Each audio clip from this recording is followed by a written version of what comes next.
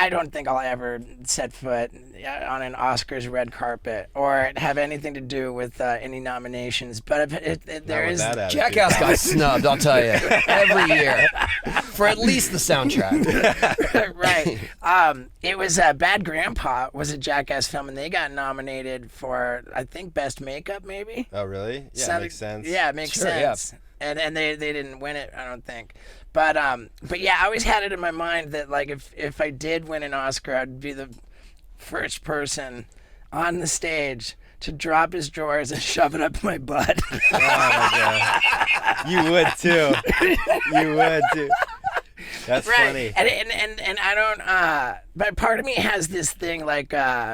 They like all of my my comedy and stuff like is now like sort of tracking my experience in life, and thus like here I'm in my 40s having a midlife crisis, and as I look towards putting together my next show, it's like, oh, now I gotta like actually go to like the doctor for like the colonoscopy kind of things that we do when we get old.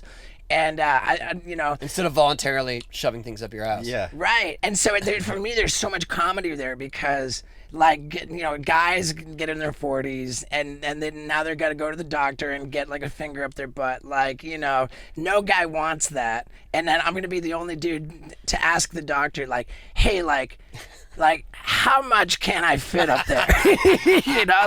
Like, are we talking an Oscar? Because I'll settle for going over to somebody's place who has won an Oscar. Yeah. Nobody's going to let you do that. Maybe it's one they're not proud of. I know. I mean, for editing think, or something. Like Juicy J from 3 6 Mafia. I think I got a fighting chance of letting him, getting him to let me borrow his Oscar. You borrow your Oscar. I don't know. I mean, maybe I not. love that we're here. The talk is of the Academy Awards, and it's straight to sticking the Oscar up your ass. Like, we didn't even really have a segue to that. It was just like, oh yeah, that's what I want to do with one. Yeah, I mean, you've been wanting to do that for a while, and you did do that on Hollywood Boulevard. I did it with one of the toy ones. Hey, can you open up the door just for some air?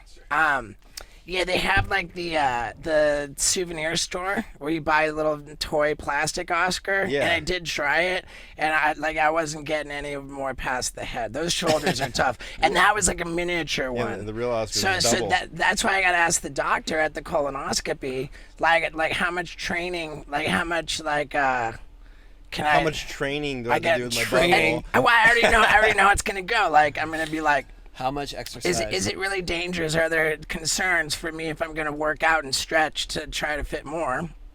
And the doctor's probably going to be like, you're out of your mind. And so I'll go get a second opinion from like a gay porn guy, which is really funny. You really mapped this out. Yeah, this is what I don't even know about this, and so he's just doing all this thinking in his head. He's really had this all planned a long time ago. How long have you been thinking about this? Well, for? I mean, the whole the next tour after this one, I'm thinking it's called Steve-O's Gone Too Far tour, and like to try and prolapse your butt and put. But when did you start? Like, what's the idea process for this? Like, where were you? What were you doing? I don't know. Were you It's pretty straightforward. I think you don't really have to question the mindset. I think we all know where it comes from. I love Tony Hawk, and he's raising money to build skate parks by selling a limited number of these hand-signed legendary photos, and there's a link in the bio to get one. So help Tony Hawk build skate parks, okay? Buy a hand-signed frickin' print. Yeah, dude. Yeah, dude.